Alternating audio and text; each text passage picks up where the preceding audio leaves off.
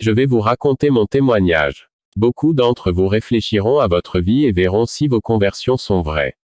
Je suis allé dans un séminaire théologique pour entrer dans le ministère. Ma peur de la pauvreté me rendait malhonnête et je faisais tout avec de mauvaises intentions.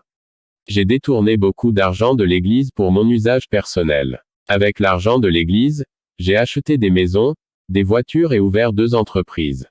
J'ai aidé à financer la candidature d'un politicien qui s'attendait à un excellent rendement financier. J'ai transformé l'Église en une société de facturation financière.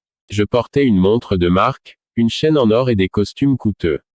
Plus l'Église se remplissait, plus la collecte financière augmentait chaque mois.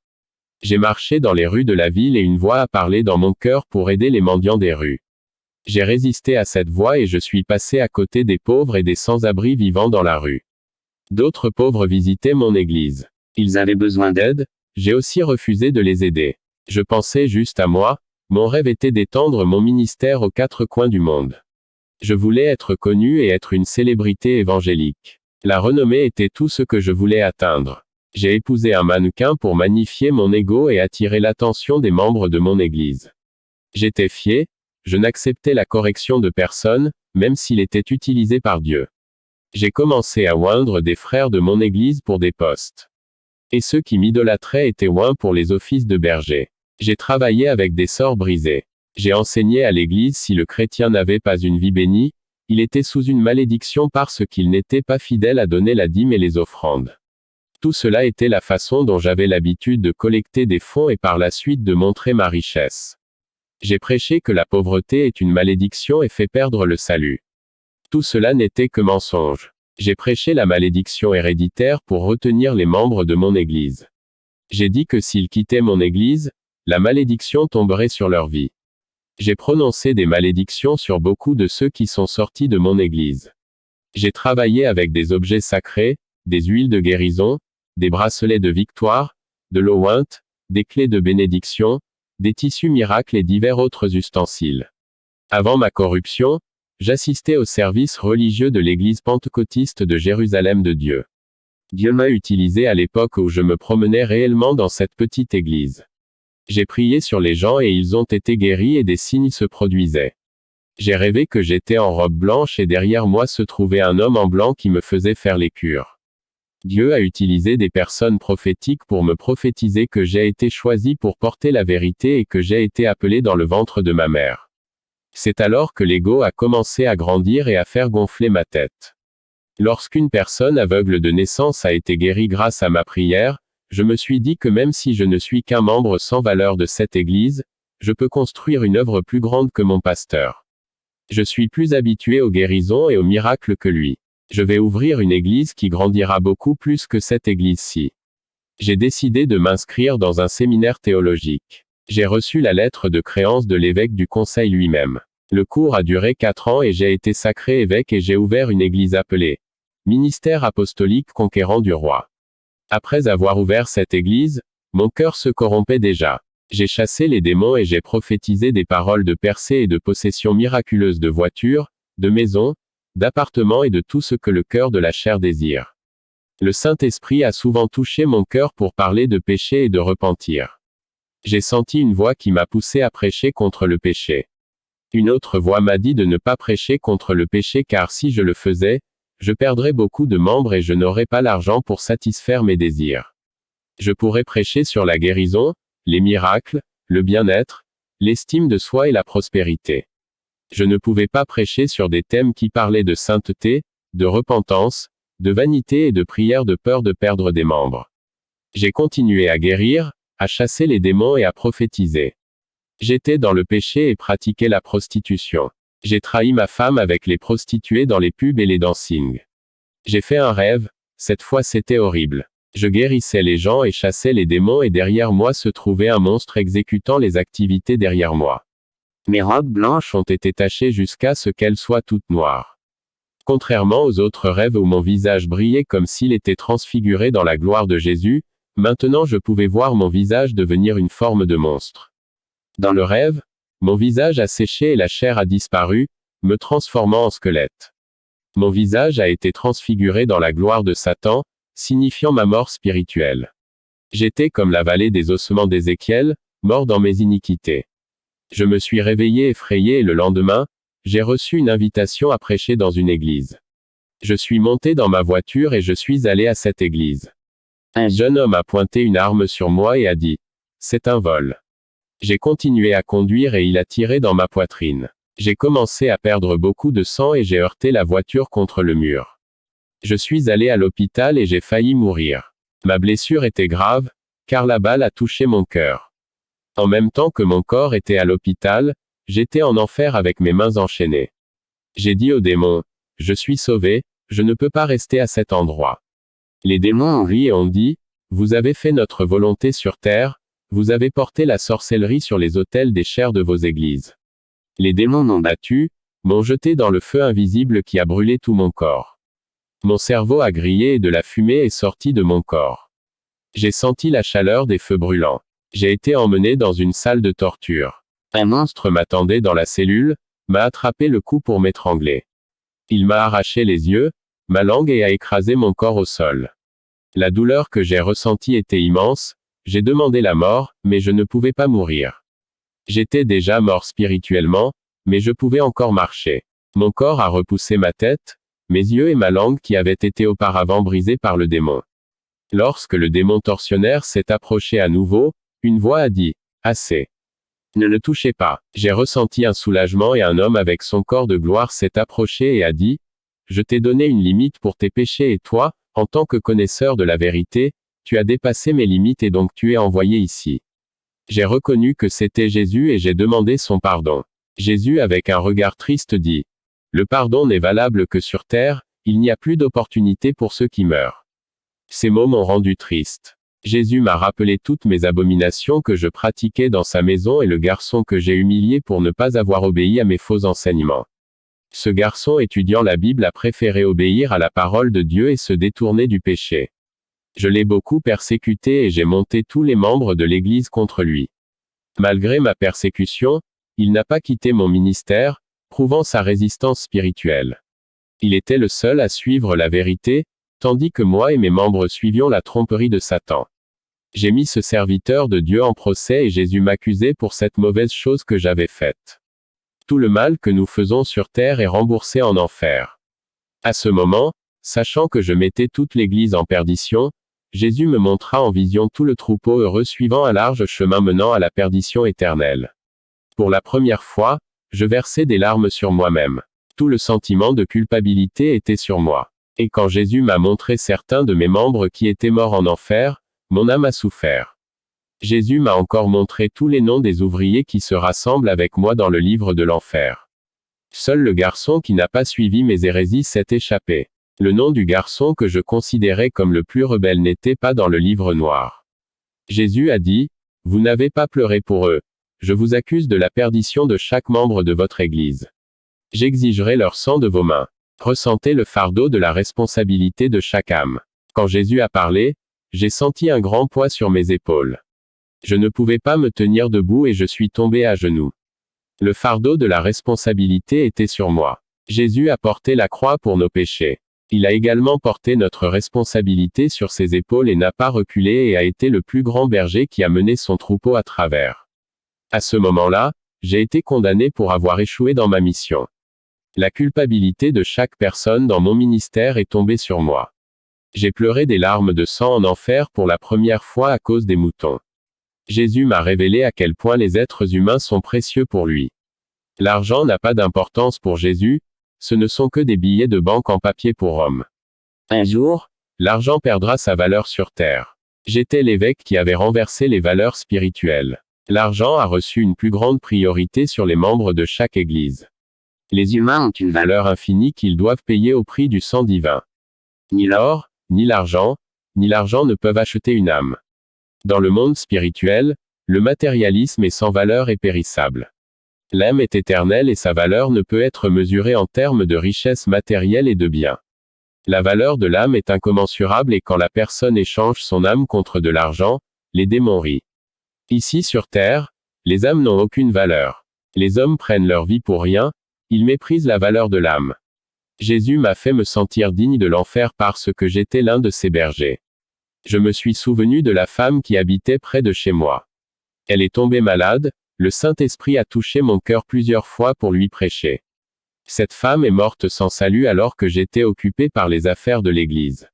Je la connaissais depuis mon adolescence. Jésus m'a montré dans la vision la vie de cette femme si elle était devenue une disciple de Jésus.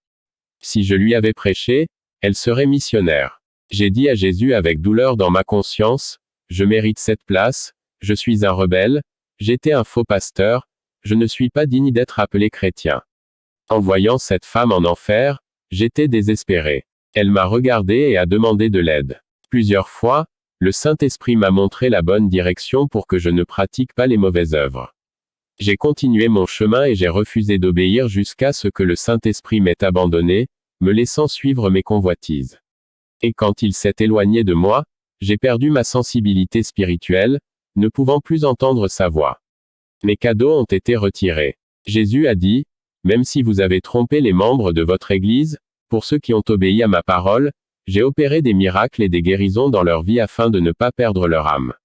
J'ai épargné leur vie, ne laissant pas Satan prendre leur âme. Pour le bien de ton ministère et de leur vie que tu vas aider, je t'ai choisi dès le ventre pour une mission et tu ne l'as pas remplie. Plusieurs faux bergers comme toi n'ont pas eu la même chance et sont en enfer pour avoir conduit plusieurs âmes ici. Jésus m'a emmené à un endroit où se trouvent les faux prophètes. J'ai vu Mill Monroe en enfer. Ce célèbre pasteur et auteur de plusieurs livres percevait de grosses sommes d'argent, faisait de son ministère un métier, vendant des livres pour s'enrichir. Jésus m'a montré Kenneth Hagin en enfer. Ce faux prophète a altéré la parole de Dieu, a créé ses propres doctrines, écrit des livres avec des hérésies destructrices. Il a créé des séminaires théologiques qui apostat la vraie parole de Dieu. Cet homme est un disciple de Satan qui s'est infiltré dans l'Église pour détruire les brebis avec son apostasie. Ce franc-maçon sataniste a publié des évangiles remplis de tromperies et de mensonges.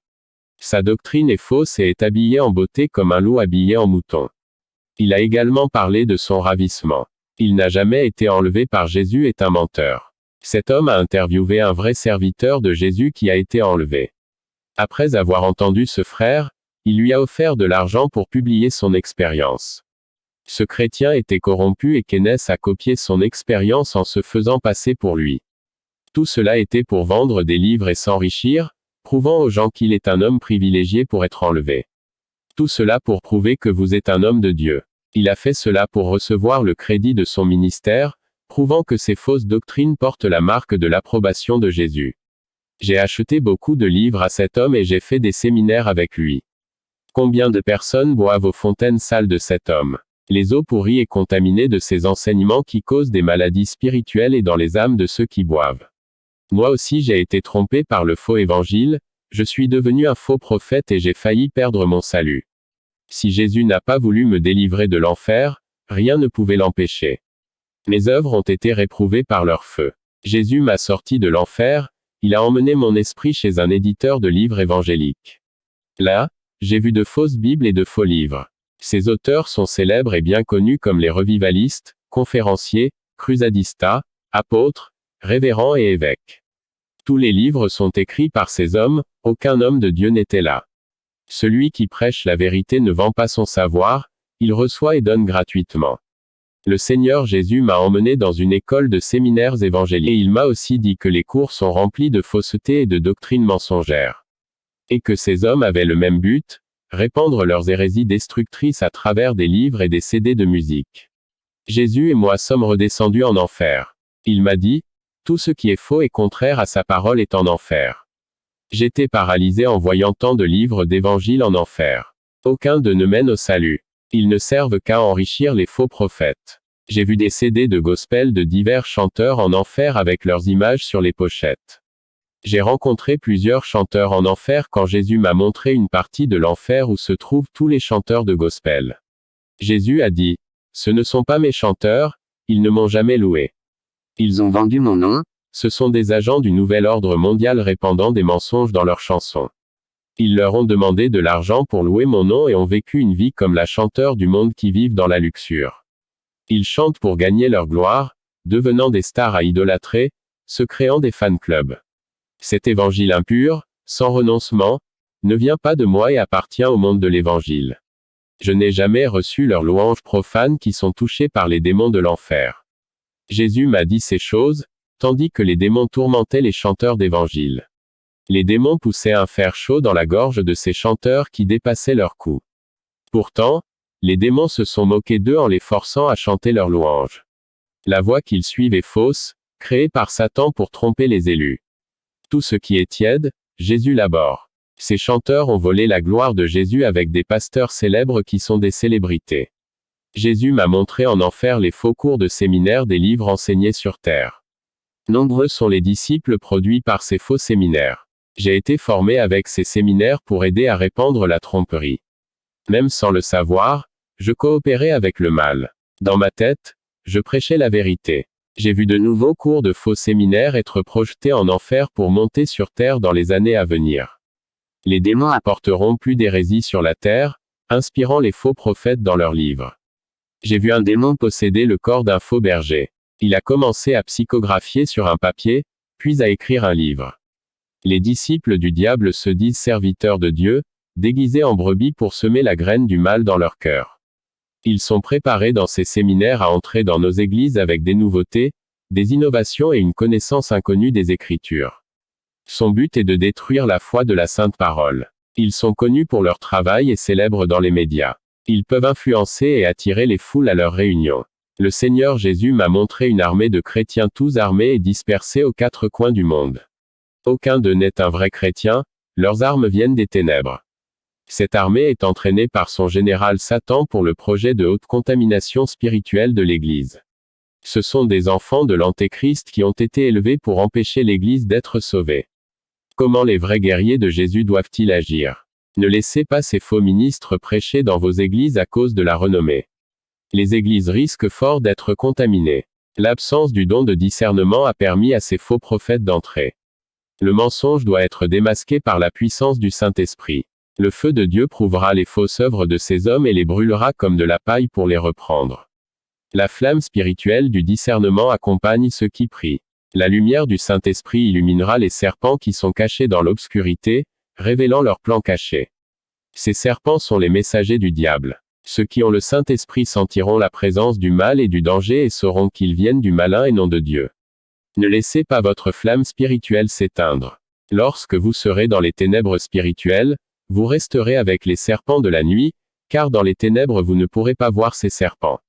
Là où il n'y a pas de lumière, il n'y a pas de discernement ni de vision. Là où il y a des ténèbres, les démons sont cachés dans les ténèbres.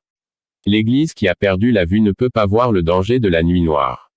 Et ils seront facilement trompés par les paroles du diable qui est déjà implanté dans les églises à la fin des temps. Satan entraîne ses soldats dans ses mauvais séminaires. Ils sont les clones de Satan et imitent son image et sa ressemblance. Ils enseignent des doctrines triomphalistes sans sainteté. L'esprit de Satan est imprégné de ceux qui suivent de tels faux cours et séminaires. Et celui qui boit à ces puits d'iniquité porte l'ADN spirituel du diable dans son âme. Ils reçoivent la marque spirituelle de Satan dans leur vie, laissant leur esprit corrompu. Soit nous sommes engendrés par la parole de vie et nous naissons de nouveau, soit nous sommes engendrés par des doctrines mensongères et trompeuses. Quand j'étais en enfer, j'ai vu une église pleine de ténèbres émerger de l'enfer vers la terre. Les gens choisissent ces églises pour se rassembler, étant endoctrinés par les étudiants de Satan. Ces hommes sont un danger pour la société sans Jésus. Ce sont les porteurs maléfiques qui transmettent le virus de l'enfer à la terre. Ils contaminent le corps de Christ, conduisant l'Église en enfer. Ils entraînent des multitudes à la perdition. Ces nouveaux courants doctrinaux laissent beaucoup de malades spirituellement. J'ai vu des millions de chrétiens en enfer à cause de ces doctrines à la mode. Cette vallée que j'ai vue des chrétiens a des gens depuis l'époque de l'apôtre Paul jusqu'à nos jours. La fausse doctrine avait sa racine du temps de l'apôtre Paul, il a combattu beaucoup à l'époque. Même avec tous ses efforts, cela n'a pas empêché beaucoup de se perdre. Et de nos jours, ce n'est pas différent, beaucoup seront intoxiqués par ces doctrines et mourront sans salut. Jésus m'a emmené dans un endroit en enfer où se trouvent des hommes riches qui se sont enrichis avec le malheur des autres. Des vies ont été détruites dans la misère et d'autres ont dû mourir pour le succès de ces hommes. Ces hommes qui sont devenus riches aux dépens des pauvres sont dans la fournaise ardente à cette époque. Ils ont été blâmés pour de nombreuses personnes qui sont mortes de faim et de malnutrition. Ils étaient riches, ils sont morts pauvres, ils ne pouvaient pas emporter leur argent avec eux. Ils descendraient pauvres dans les galeries de l'enfer. Ils avaient du succès, de la gloire et beaucoup d'argent. Au sommet de leur gloire, la mort a fauché leur vie et ils ont été oubliés sur terre. La tendance de celui qui monte est de descendre. Ceux qui montent trop haut descendront un jour, tout comme Lucifer est descendu. Tous les royaumes de la Bible qui étaient autrefois grands et ont atteint le sommet du monde sont tombés. Plus ils montaient haut, plus leur chute était importante. Jésus est devenu un serviteur, s'est humilié pour être exalté parmi les nations. Le secret pour que le chrétien continue à s'élever est de descendre dans l'humiliation devant Dieu. J'étais exalté par mon ego, mais Jésus m'a frappé quand il m'a jeté en enfer. Là, je n'étais rien, je ressemblais à une drôle de figure de démon. Vous pouvez être l'homme le plus puissant du monde et commander l'armée de soldats en votre faveur.